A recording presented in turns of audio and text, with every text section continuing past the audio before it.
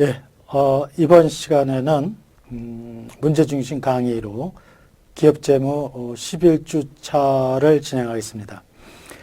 11주차의 강의 주제는 자본 비용이 되겠습니다.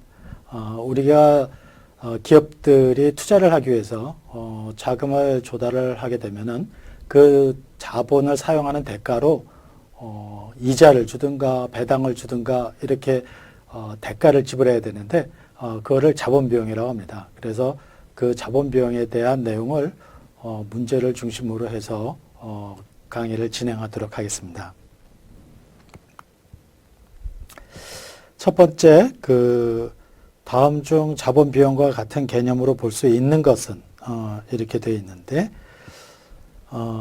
첫 번째가 차입금 이자율, 두 번째가 주식 수익률, 세 번째가 회사채 수익률, 4번, 네 번째가 위에 모두 이렇게 되어 있는데요. 일단은 자본 비용과 수익률의 관계를 좀 이해할 필요가 있겠습니다. 기업을 중심으로 보면은 기업이 투자를 하면서 투자 자금을 조달하게 되죠. 그래서 재무상태표에서 보면은 여기가 이제 자산이 되고, 그렇죠? 그리고 여기가 부채와 여기가 이제 자본이 됩니다. 그래서 경영자는 이러한 투자를 해서 어떤 수익을 내요. 그 실물 투자에서 수익을 내고, 대신 요런 그 부채나 자본에 대해서 자본 비용을 부담을 하죠. 자본 비용을 부담해요. 그런데 이렇게 그 부채와 자본을 부채를 제공하는 사람은 은행이나 채권자죠, 채권자. 은행이나 뭐 회사채를 구입한 사람들, 그리고 자본을 제공한 사람은 주주란 말이에요, 주주. 우리가 그동안 그 자본 예산에서 얘기할 때는 이쪽을 얘기를 했죠, 이쪽. 그러니까 대처대조표의 차변 쪽에서 자산 구성 항목. 그러니까 경영자가 실물 투자한 결과로 이러이러한 자산을 갖고 있게 되고, 그걸로 영업이익을 벌어들이니까 거기서 이제 총 자산 영업이익률이 바로 이 투자한 것에 대한 수익률이 됩니다. 그리고 이 수익률이 바로 이제 IRR이 해당이 되는 거고, 부채를 조달하면서 채권자에게 줘야 될 돈, 주주에게 줘야 될 돈, 이런 걸 자본 비용이라고 하는데, 이 자본 비용이 보통 자본 비용을 K로 표시하는데, 그 IRR이 자본 비용보다 커야 투자 안에 경제성이 있다. 이렇게 하고, 이것은 곧 NPV가 0보다 큰 거다. 이렇게 얘기를 했죠. 그런데 이제 자본 조달과 관련해 가지고는 이쪽에서 자본을 제공한 사람들은 채권자와 주주 아니겠습니까? 그러니까 기업이 주는 자본 비용은 기업이 채권자에게는 이자를 주고 주주에게는 순이익을 줘야 되는데, 그때는 기업의 입장에서는 자본 비용이지만 채권자 입장에서는 수익률이다 이거예요. 그러니까 이것이 곧 그 채권자의 입장에서 볼 때는 이게 수익률이기 때문에 우리가 그 증권의 양면성을 얘기할 때 회사채도 주식도 그 증권인데, 그때 투자자들은 수익률을 기대하고 투자하는 거고, 그 돈을 가지고 경영자는 실물 투자를 하기 위해서 자본 비용을 제공하고 사용을 하는 거죠. 그러니까 수익률, 채권자의 수익률이나 주주의 수익률이 그 자본 비용과 같아질 때 그 자본의 공급과 수요가 일치하게 되는 거예요. 그게 이제 그 금융시장에서 수요 공급이 일치하는 균형 상태가 되는 거죠. 그러니까 차입금 이자율도 자본 비용이고, 주식 수익률은 주주의 입장에서 본 수익률이니까 역시 자본 비용이고, 회사채 수익률은 회사채를 구입한 채권자의 수익률이 되는 거예요. 그래서 위 모두가 다 자본 비용과 같은 개념이다. 그러니까 동전의 앞뒷면을 놓고 이쪽 그 기업의 입장에서 보면은 자본 비용이고 그 채권자나 주주의 입장에서 볼 때는 수익률이 되는 겁니다.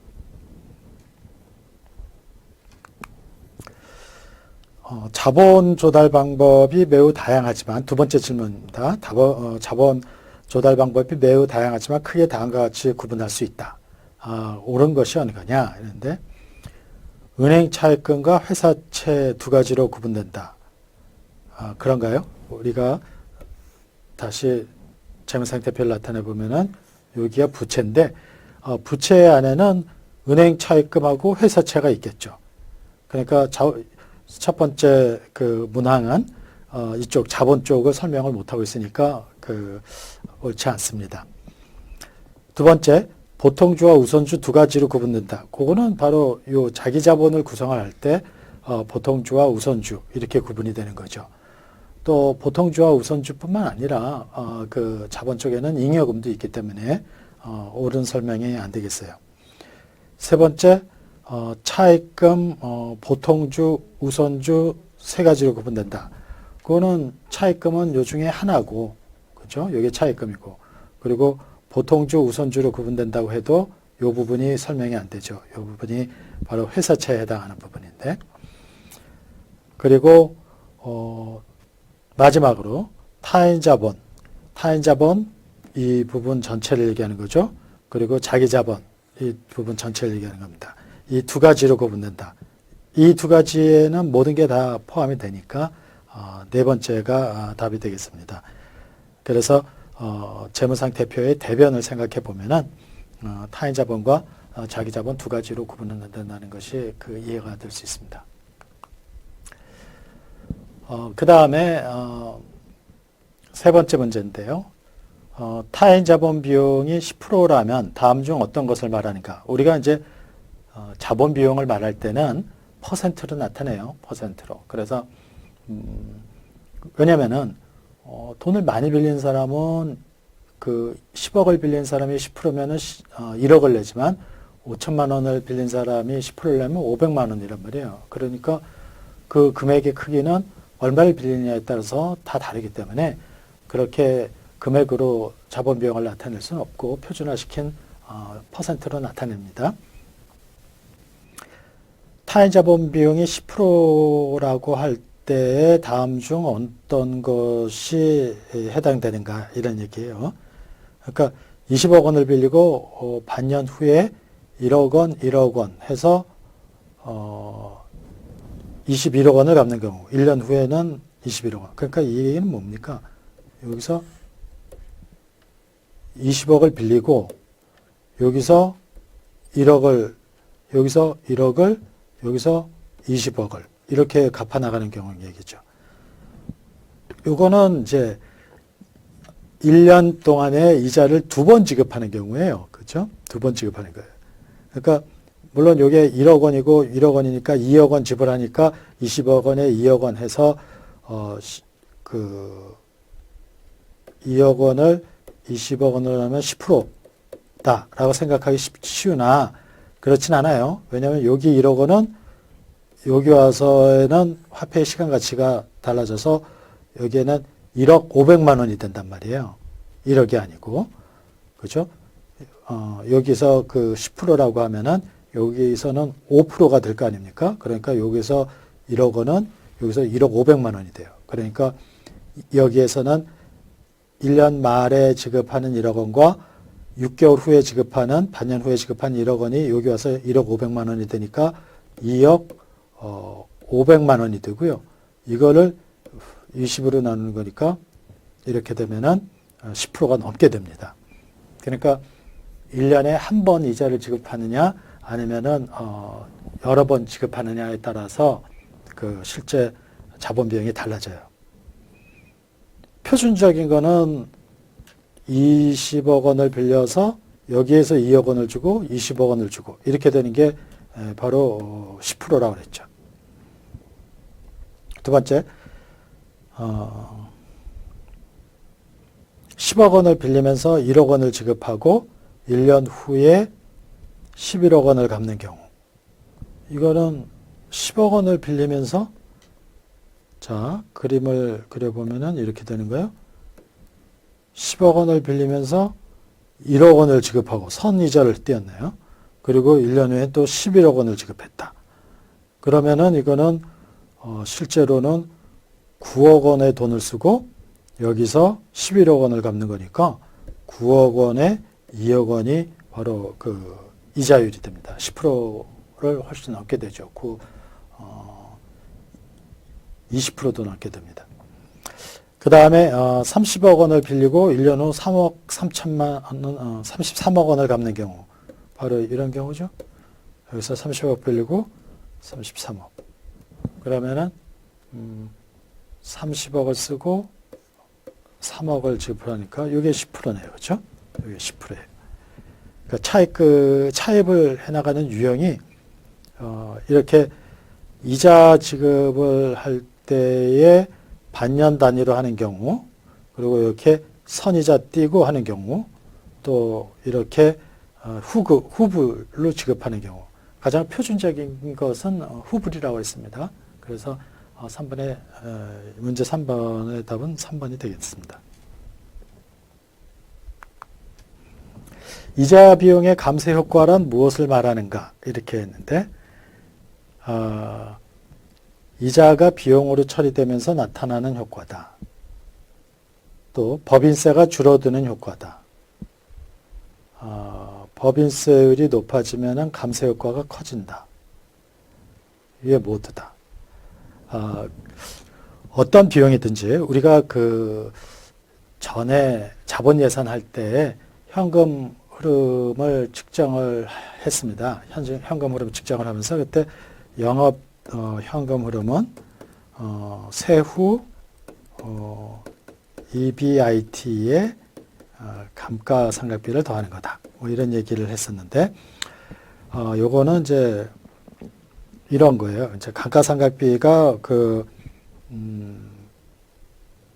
비용 처리가 되기 때문에 세금을 덜 나가게 해줘요.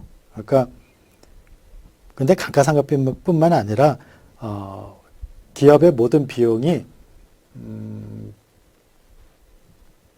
이제 좀 세법을 알면은 더 좋은데 세법에서는 이제 손비 처리한다고 그래요. 그래서 그 회계상의 비용이 손비 처리되면서 세금을 덜 나가게 해주는 그런 효과가 바로 비용의 감세 효과예요. 그게 그런데 이제 비용은 그때 자본 예산 할 때는 감가상각비를 했었고 여기서는 이제 차입금을 쓰게 되면은 이자를 비용으로 지출하게 되잖아요. 그래서 이자 비용의 감세 효과를 얘기하는 겁니다.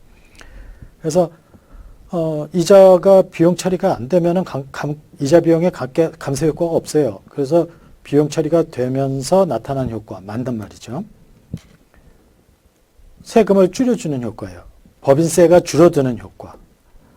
그리고 감세 효과, 이자 비용의 감세 효과는 어떻게 측정을 하냐면은 그 이자 비용에다가 이자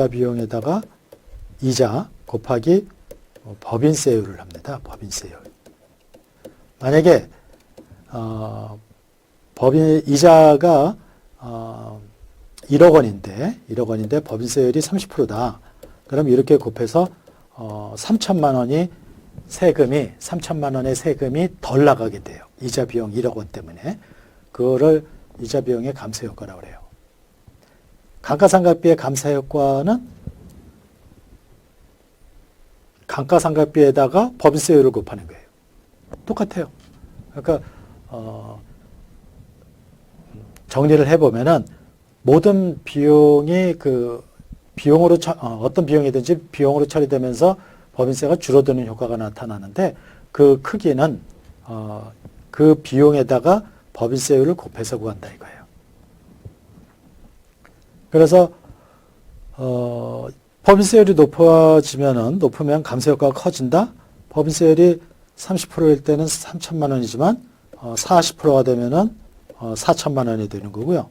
법인세가 20%면은 2천만 원만 그 감세 효과를 받게 돼요. 그러니까 1, 2, 3이 모두 맞는 말이 되겠네요. 다음에 매년 10억 원의 이자를 지급하는 조건으로 100억 원을 은행에서 차입했대요. 법인세율은 30%라고 할 때 이자 비용의 감세 효과는 얼마이냐 이렇게 나와 있는데 좀 전에 문제에서 설명을 했죠. 그러니까 어떻게 한다고 그랬습니까? 비용, 여기서는 이자니까 이자 비용이 되겠고요. 비용에다가 법인세율. 그러니까 지금 10억 원의 이자를 지급하는 조건으로 100억 원을 빌렸다고 그랬으니까 10%네요. 그렇죠? 그래서 일단 10억 원 곱하기 법인세율 0.3 해서 감세 효과는 3억 원입니다. 3억 원. 그러니까 1번이 답이 되죠. 그러면은 그 실제 이자 부담액은 얼마냐? 이런 질문도 생각해 볼 수 있어요. 실제 이자 부담액은 얼마냐 이거예요. 실제 이자 부담액은 100억 원의 이자를 지급한다고 그랬잖아요. 10억 원에. 10억 원을 지급하는 거죠. 뭐 10억 원. 그런데 이것 때문에 법인세를 3억 원을 덜 내잖아요. 그래서 3억 원을 뺍니다. 3억 원을 빼. 그래서 7억 원이 바로 실제 이자 부담액이 되는 거예요. 아시겠죠? 그러니까 그 3억 원이 이자의 감세 효과고 10억 원에서 3억 원을 뺀 7억 원이 실제 이자 부담액이에요. 그러니까 100억 원을 빌렸으면서 10억 원을 낼 때는 10%의 이자율인데 100억 원을 내면서 10억 원의 이자 비용이 손비 처리되면서 법인세가 3억 원 줄어드니까 100억 분의 7억 해서 7%가 실제 이자 부담액을 기준으로 산출한 자본 비용이에요. 그러니까 요거는 둘 다 타인 자본 비용이라고 그래요. 그러니까 타인 자본을 사용하면서 부담하는 비용이니까 타인 자본 비용이라고 합니다. 타인 자본 비용. 타인 자본 비용은 KD로 표시를 해요. Cost of Capital of Debt. 그래서 부채의 타인 자본 비용인데 요거는 10%예요. 그런데 세금 효과를 고려하지 않은 10%예요. 그래서 요거는 세전 타인 자본 비용이라고 해요. 세전 타인 자본 비용. 근데 요거는 세금, 이자 비용의 감세 효과를 고려한 자본 비용이라고 해서 세후 타인 자본 비용이라고 그래요. 세후 타인 자본 비용. 그래서 요거는 보통 KI로 표시하고요. 요거는 보통 KD로 표시합니다. 그러니까 KD는 그냥 타인 자본 비용, 명목상의 타인 자본 비용이고요. 세금 효과를 고려하지 않은, 그리고 세금 효과를 고려한 실제 부담액을 나타내는 타인 자본 비용은 세후 타인 자본 비용으로 KI로 표시합니다. KI로.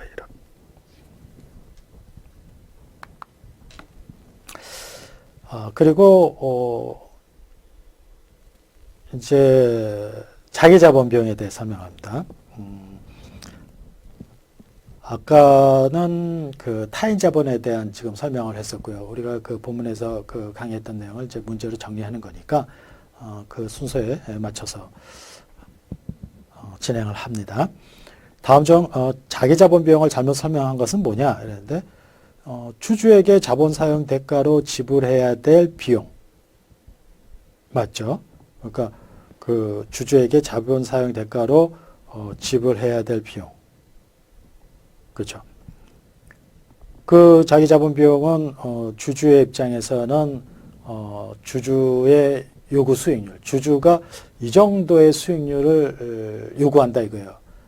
만약에 그 정도의 수익률을 못 주겠다 이러면은 자본 제공이 안 될 거 아닙니까? 그러니까 주주의 요구 수익률을 맞춰서 기업이 지불해야 될 비용, 그게 바로 이제 자기 자본 비용이 되죠.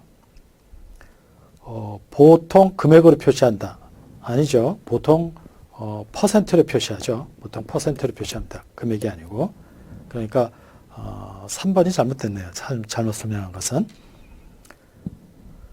자기 자본 비용이 낮을수록 기업 가치는 커진다.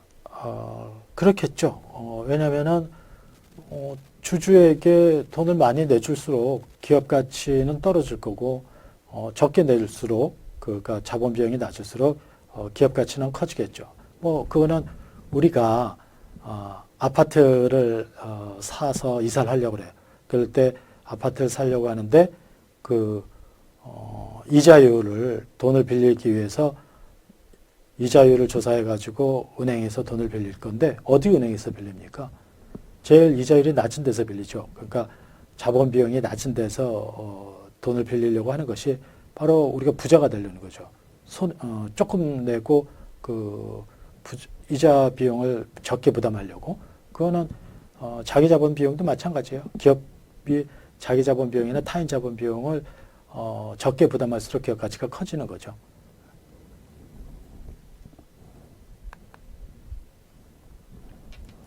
자, 이번에는 자기 자본 비용을 구하는 방법이 뭐냐 이거예요. 자기 자본 비용을 구하는 방법.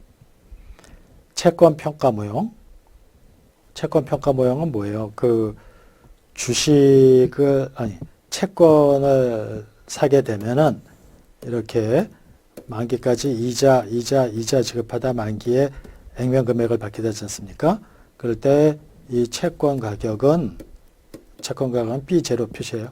C1 플러스 R, C1 플러스 R의 제곱, 두 번째 거, 0, 1, 3 이렇게 할 때, 그래서 세 번째 거는 원금까지 포함해서 1 플러스 R의 3승 이렇게 해서 채권 가격을 구한다.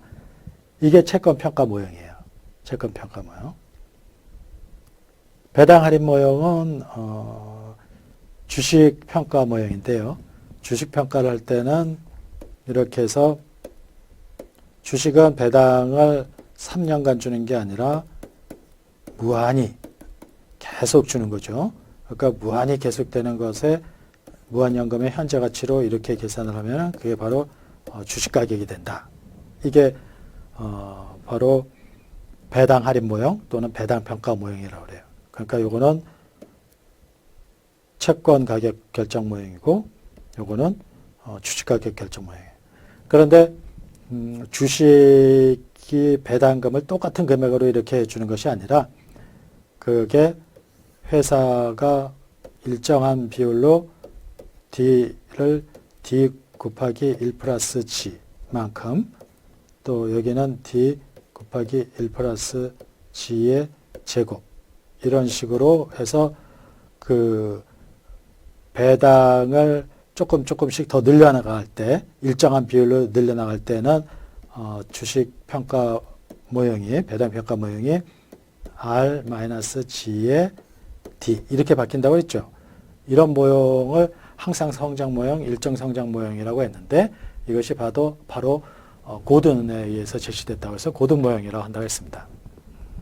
이거는 모두 채권 가격이나 주식 가격을 산출하는 모형이고요.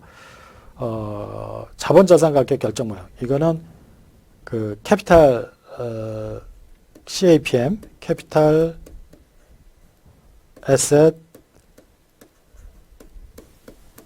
프라이싱 모델 이렇게 말하는데 우리가 요 앞자를 따서 CAPM이라고 한댔잖아요.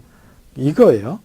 이게 바로 자본 자산 가격 결정 모형 이렇게 했는데 이것을 우리가 위험과 수익률의 관계에서 배웠지 않습니까? 그때 이 식은 하나 외워야 된다고 그랬죠. 이 RI는 RF 플러스 이 RM 마이너스 RF 그리고 곱하기 베타 I. 그러니까 I 주식의 자기 자본 비용을 구하려면 베타 I를 이 식에다가 넣어라. 이런 거죠. 우리가 그 CAPM 공부할 때 최종적으로 구했던 그 기대 수익률, 그것이 바로 그 자기 자본 비용이 되겠습니다. 그래서 그때 그 CAPM이 이용되는 분야로 해가지고 자본 비용을 구하는 데 이용된다, 이런 얘기도 했었던 거 한번 다시 확인해 보시기 바랍니다.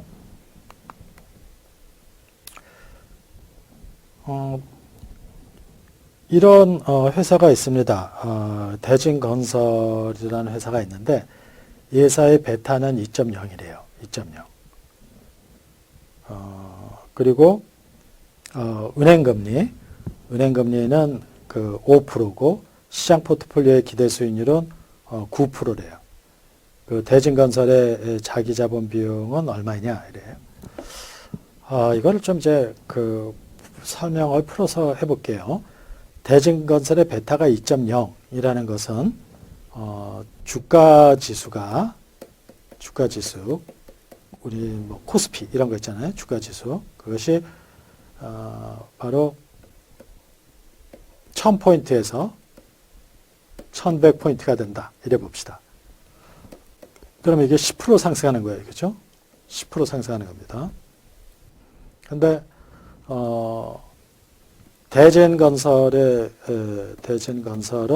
주가가 5만 원인데 이것이 6만 원이 된다고 해봅시다. 6만 원.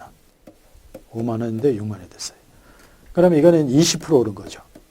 그래서 주가 지수는 그 10% 올랐는데 대진건설은 20% 올랐어요. 그러니까 주가 지수 움직이는 것에 대해서 대진건설은 2배로 움직여요. 이렇게 오르는 것뿐만 아니에요. 떨어질 때도 그래요. 이게 만약에 10% 떨어져서 9,000원이 됐다라고 하면은 대진건설의 주가는 또 20% 떨어져서 4만 원이 되는 거예요. 4만.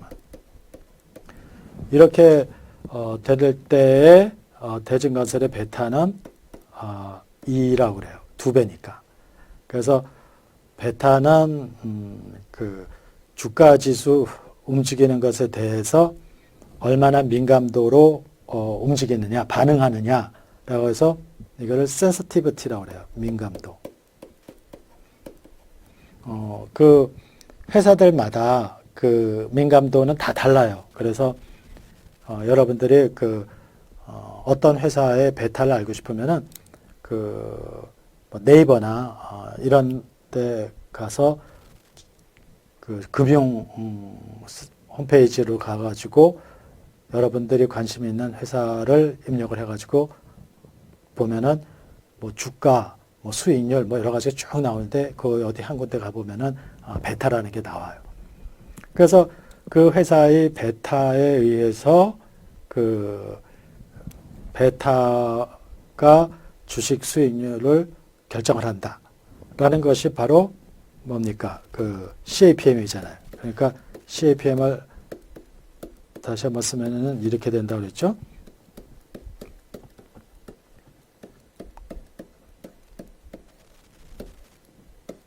베타 I. 그러니까 이때 ERI는 기대 수익률이고요. RF는 뭐라고 그랬습니까?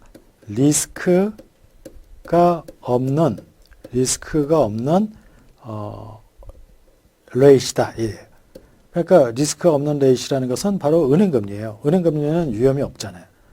은행금리뿐만 아니라 국채 수익률이나 이런 것도 국가가 발행한 채권은 그 위험이 없지 않습니까? 이런 거를 쓸 수가 있어요. 그래서 여기에 5%를 넣고 그 다음에 ERM, 요 M 밑에 첨자 M은 마켓이라는 뜻입니다. 마켓. 그러니까 증권시장 전체의 수익률. RM은 Rate of Return on Market이라는 뜻이에요. 그러니까 주가지수 우리가 주식시장 전체를 나타내는 게 주가지수죠. 그래서 주가지수의 변동률로 ERM을 구해요. 요게 ERM인 거, expected 같은 것은 주가 지수가 뭐 예를 들어 9% 상승할 것 같다라고 하면 그거는 은행금리처럼 은행금리가 5% 이렇게 확정되어 있는 것과는 달리 시장 포트폴리오 주가 지수의 변동률이 9% 상승할 것 같다 이러는 거잖아요. 기대감. 그래서 이 expected가 붙는 거예요. 그래서 여기에 어려운 용어로는 뭐 이게 이제 이론적 용어죠. 시장 포트폴리오. 이게 그 주가 주식시장 전체를 얘기하는 거예요. 그래서 기대 수익률은 9%다. 이거는 쉽게 얘기하면은 주가 지수의 예상 변동률은 9%다. 이러는 거예요. 9%. 그리고 요거는 아까 5%니까 그대로 5% 하고 그 다음에 곱하기 베타가 2라고 그랬죠? 그러니까 2 이렇게 해요. 그러면은 요게 4, 8 그리고 5니까 13%가 되겠네요. 그렇죠? 13% 맞습니까? 4, 2, 8, 5, 13%. 예. 답이 없네요. 그렇죠? 답이 없어요. 그래서 여기에 여기에 식을 이용해서 산출한 값이 바로 이 대진건설의 자기자본 비용이 되는 거예요. 다시 자기자본 비용.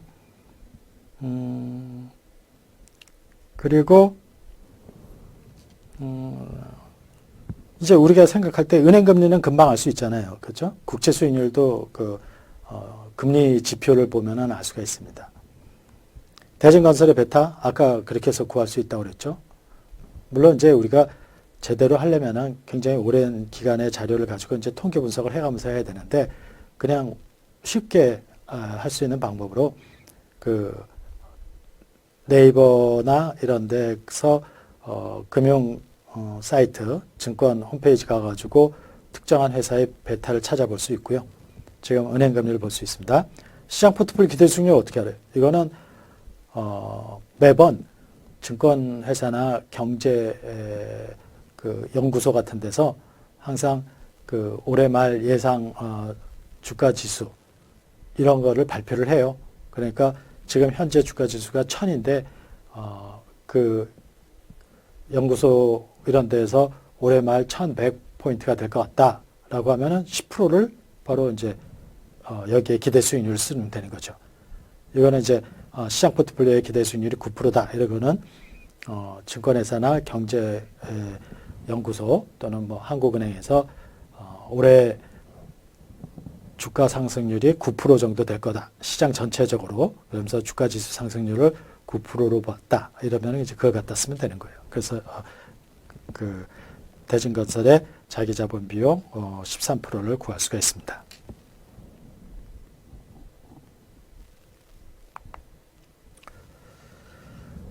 이번에는 정상적인 상황에서 자기자본 비용과 타인 자본 비용의 크기를 비교하면은 어떻게 되느냐 이런 거예요. 그러니까 자기자본 비용은 ERI 해서 CAPM으로 구하는데 이거를 K로 표시할 때는 KE라고 해요. KE. 타인 자본 비용은 KD. 그렇죠? 세금 효과를 감안하면은 KI 이렇게 구해요. 그런데 아까 거를 가보시면은 곧 설명을 빼먹은 것 같은데 여기서 타인 자본 비용 10%고 세후 타인 자본 비용 7%라고 그랬지 않습니까? 그리고 요 7%를 KI로 표시한다 그랬죠. 그러면은 KI는 KD와 어떤 관계가 있습니까? KD에 1-T를 곱한 관계가 있어요. 알겠죠? 그러니까 KD가 10% 아닙니까? 10%고 곱하기 1- 법인세율이 몇 프로라고 했어요? 30%라고 했어요. 그러니까 이게 0.3을 곱하면 됩니다. 그래서 바로 이렇게 해서 7%가 나오는 거예요. 이렇게 굳이 10억 원의 이자를 주는데 이자 비용의 감세 효과를 3억을 구해가지고 10억 원에서 3억 원 빼니까 7억 원이고 7억 원을 100억으로 나누니까 7%다. 이렇게 하지 않아도 여기 요 이자가 10% 아닙니까? 요 이자율이 10%니까 KD가 10%구나. 그러면은 법인세율이 30%구나. 그러면은 KI는 그 10%에 1-0.3을 곱한 7%다라고 바로 계산할 수 있어야 됩니다. 그래서 이제 그런 내용을 아까 그 설명을 못했기 때문에 이제 설명을 하고 다시 우리가 그 다루는 문제로 가겠습니다.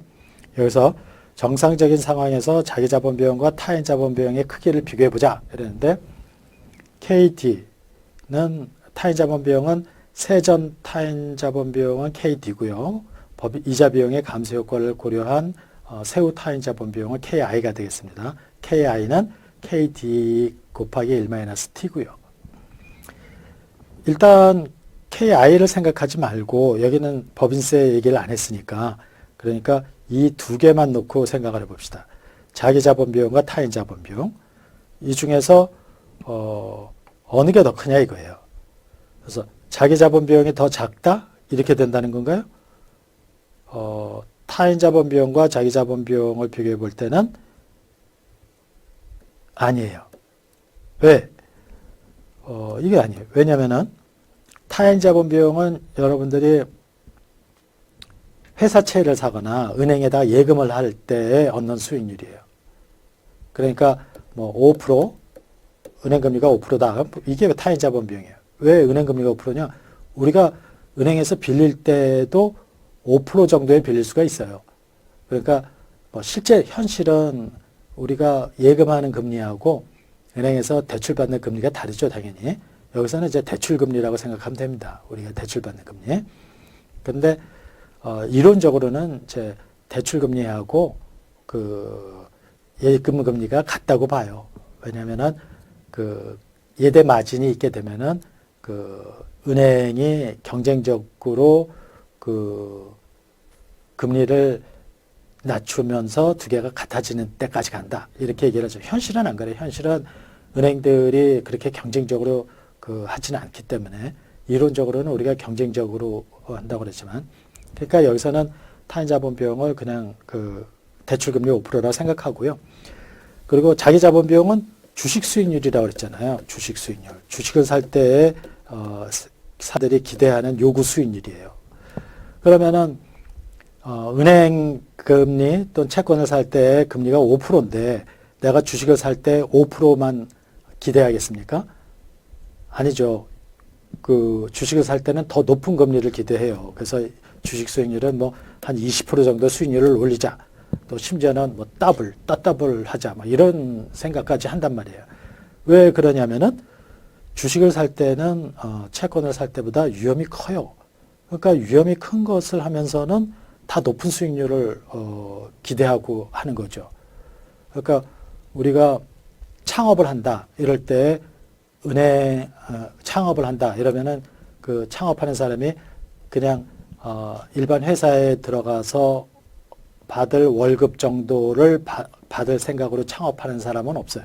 다 더 높은 대박 수익을 창출하기 위해서 뭔가를 사업을 하는 거죠. 그렇게 높은 수익을 기대하는 것은 그만큼 위험이 크기 때문에 그런 거예요. 나는 위험을 부담하는 게 싫다 이러면은 그냥 은행에 예금하면 돼요. 그러면은 금리가 낮으면서 수익률이 낮으면서 그 위험이 없는 거죠. 그래서 위험과 수익률의 관계에서 위험이 크면은 수익률도 커야 된다는 거죠. 그래서 자기 자본 비용이 더 작다? 자기 자본 비용이 더 커야죠. 왜냐면은 위험이 더 크니까. 둘 다 같다. 이것도 아니에요. 자기 자본 비용이 더 크다. 이게 맞네요. 상황에 따라서 다르다.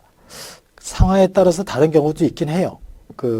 아주 기업이 부채를 많이 써가지고 파산의 가능성이 높아지면은 자기 자본 비용보다 오히려 타인 자본 비용이 더 커지는 경우도 있긴 한데, 그거는 특별한 경우예요. 여기서 뭐라고 했어요? 정상적인 상황이라면, 이렇게 물어봤으니까, 3번이 답이 되겠습니다.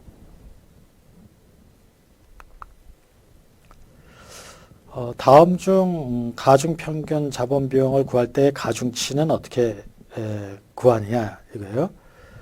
가중평균 자본 비용은 우리가 이제 대차대조표에 이쪽에 보면은 부채고 이쪽에 보면은 자본 아닙니까? 그런데 이거는 10%고 요거는 20%다 이거예요. 그러면은 이쪽에 사업을 할 때는 이게 그러면 몇 프로의 수익률을 올려야 되냐? 그럼 요걸 잘라서 요건 10%, 요건 20% 이렇게 하면은 안 되잖아요.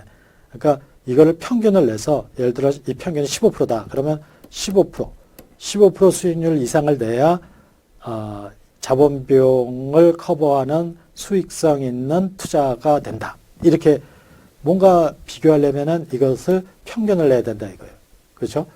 우리가 우리 반 평균 그거를 왜 구합니까? 한 명 한 명을 다 구해서 어떤 분석을 하기에는 번거로우니까 평균값을 구하는 거 아니에요. 그래서 지난번 중간 시험 평균과 기말 시험 평균을 보가지고 그 학생들 평균 점수가 얼마나 올랐는지 이렇게도 보는 거 아니에요? 한 명 한 명을 다 비교하지 않잖아요.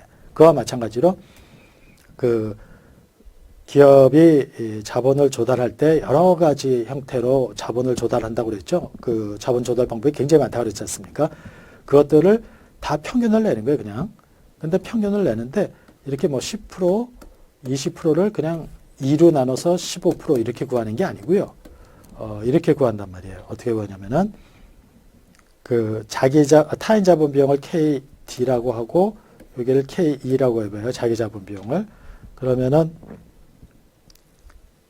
타인 자본 비용 KD와 KE를 평균을 내는데 요거는 여기가 B고 여기가 B 타인 자본 여기가 S 자기 자본이에요. 그러니까 여기에다가 B 플러스 S 중에 B 부채가 차지하고 있는 비율 여기는 B 플러스 S분의 S 자기 자본이 차지하고 있는 비율을 곱해서 더하라 이거야. 그러면은 이게 가중평균 자본 비용이 돼요. 가중평균 자본 비용. 평균을 냈는데 가중해서 평균을 냈다 이거예요. 그래서 A가 뭐예요? 에버리지. CC는 cost of capital이 됐잖아요. 에버리지 cost of capital. 그런데 이렇게 되면은 그냥 평균 자본 비용이 되는 거예요. 그렇죠? 그러니까 이거를 가중된 이런 뜻으로 weighted average cost of capital. 그래서 WACC라고 하는데 그거를 우리는 보통 K5로 표현을 해요. K5. 그래서 요거를 K5라고 합니다. K5. 그러면은 만약에 이 자료가 장부가액으로 주어져 있을 경우와 시장 가치로 주어져 있을 경우를 생각해 봐요. 그러면은 장부가액으로 주어져 있으면은 이거는 3년 전에 빌린 돈, 아직 안 갚은 돈 이렇게 되고요. 요 기계 장치 산 것도 3년 전에 사가지고 감가상각돼서 장부가액으로 남아있는 거 이렇게 된단 말이에요. 그런데 그런 거는 역사적 원가주의라고 그러는데 가중평균 자본 비용을 구해서 뭘 할 거냐면은 지금 현재 시점에 어떤 의사결정을 하고 평가를 할 거예요. 그러니까 현재 시점을 기준으로 한다고 하면은 과거 역사적 원가로 그 나타낸 재무 정보를 이용하면 안 되겠죠. 그래서 현재 시점의 그 가치를 이용을 해야 돼요. 그래서 시장 가치로 구합니다. 그래서 여기에는 시장 가치 B, 여기에는 시장 가치 S 이렇게 구하는 거예요. 그럼 시장 가치 B는 어떻게 구하냐? 그 부채는 상환 스케줄이 있어요. 그래서 올해 얼마, 내년에 얼마, 3년 후에 얼마 갚을 거다. 그러면은 그것을 현재 가치로 구하는 거예요. 현재 가치로. 그래서 요 부채는 현재 가치로 구하고 요 자기 자본은 현재 주가에다가 발행 주식 수를 곱해요. 그러면은 시가총액이 되는데 바로 그 시장 가치죠, 그게. 그래서 시장 가치를 기준으로 구해내는 겁니다. 그래서 가중평균 자본 비용을 구할 때 가중치를 어떻게 하냐? 그러니까 첫 번째는 둘 다 장부가액으로 해라. 틀리죠? 그건 역사적 원가주의이기 때문에 과거 기준이에요. 우리는 지금 현재 시점에서 판단을 할 거기 때문에. 그리고 두 번째, 타인 자본은 장부가액, 자기 자본은 시장가치 이렇게 되어 있는데 그것도 틀리죠. 타인 자본, 시장가치, 자기 자본, 장부가액 이것도 틀립니다. 둘 다 시장가치를 가중치로 해라. 4번이 맞겠습니다. 그래서 4번이 바로 요게 바로 이제 가중 평균 자본 비용을 구하는 산출식이고요. 요 부분이 바로 시장 가치로 측정한 그 타인 자본과 자기 자본의 금액을 얘기하는 겁니다. 자, 이번에는 이제 그 마지막 문제로 이제 주관식 문제를 가져왔는데요. 그 전체 지금까지 이제 설명한 내용을 다 그 한눈으로 그 요약할 수 있는 그런 문제가 되겠습니다. 기업 가치가 25억 원인 기업이 부채 10억 원을 사용하고 있대요. 부채 이자율, 타인 자본 비용은 10%고 자기 자본 비용은 20%랍니다. 이 기업의 가중평균 자본 비용은 얼마냐 이렇게 돼 있어요. 아까 가중평균 자본 비용을 어떻게 구한다고 그랬죠? 그 KO는 여기다 할까요? KO는 KT 곱하기 B 플러스 S의 B 그리고 K2의 B 플러스 S의 S입니다. 그런데 그 B와 S는 이렇게 주어진 정보를 이용해서 B가 10억 원이 되죠. S는 얼마인지 모르겠지만 기업 가치가 25억이래요. 그러니까 S를 15억이구나 이렇게 알 수 있죠.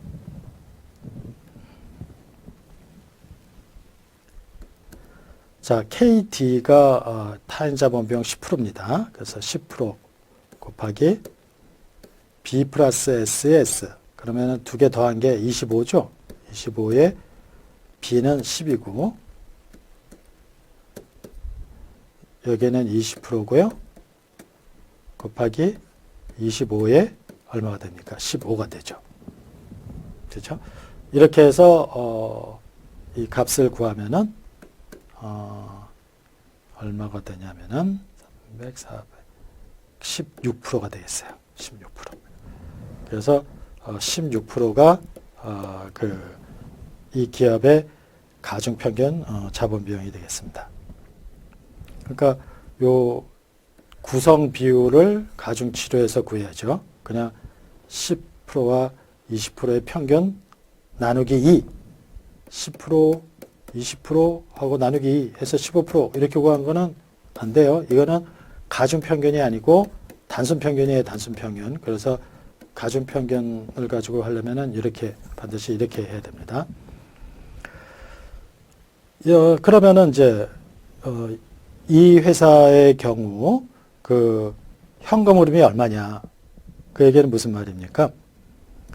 어떤 기업의 가치는 가중평균 자본 비용을 가지고 그 현금 흐름을 나눈 거예요. 현금 흐름을. 그러니까 기업이 어떤 그 가치를 갖고 있는 것은 영업 현금 흐름을 벌어들이기 때문 아니에요. 그런데 언제까지 벌어들입니까? 기업은 무한 존속 기업이에요. 계속 기업이란 말이에요. 그러니까 무한 연금의 현재 가치를 계산하듯이 이렇게 해야 된단 말이에요. 그랬을 때 기업 가치가 25라고 그랬잖아요. 그러니까 25억은 바로 16%가 되겠고요. 16%가 되겠고 그 다음에 여기에 그러면은 얼마가 들어가면은 요게 현금 흐름 아니에요. 그렇죠?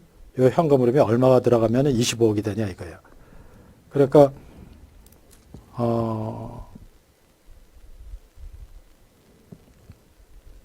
이 기업이 그 기업 가치가 25억이라고 했으니까 그렇죠? 그러니까 이게 이제 대차대조표고요.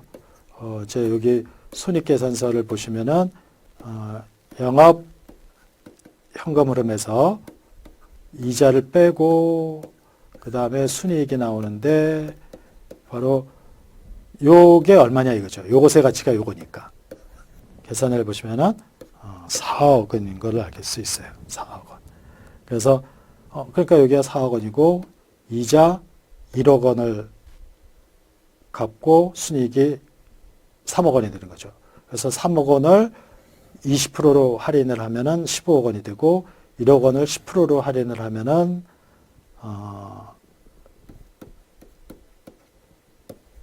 10억 원이 돼서 요거 두 개를 더하면 25억 원이 되고 25억 원은 4억 원의 현재 가치가 되는데 이게 바로 16%가 되는 거예요. 그러니까 16%는 10%와 20%의 가중평균이 되는 거죠. 이게 굉장히 중요한 문제예요. 전체 가중평균 자본비용과 대체대조표, 손익계산서의 연관성까지 다 설명하는 중요한, 그러니까 숫자는 간단하지만 굉장히 중요한 문제니까 여러분들이 기업 가치, 그러니까 세 가지를 기억해야 돼요. 하나는 타인 자본, 자기 자본, 그걸 통한 가중평균 자본 비용 이렇게 나오는 것까지. 그리고 거기에 추가해서 영업현금 흐름을 가중평균 자본 비용으로 할인해서 기업 가치가 나오는 거예요. 그러니까 아까 얘기했지만 이 기업 가치가 바로 분수 값의 구조를 갖잖아요. 그러니까 분모인 자본 비용이 작을수록 분모인 자본 비용이 작을수록 기업 가치는 점점 더 커지는 형태가 되는 거죠. 그래서 아까 질문에서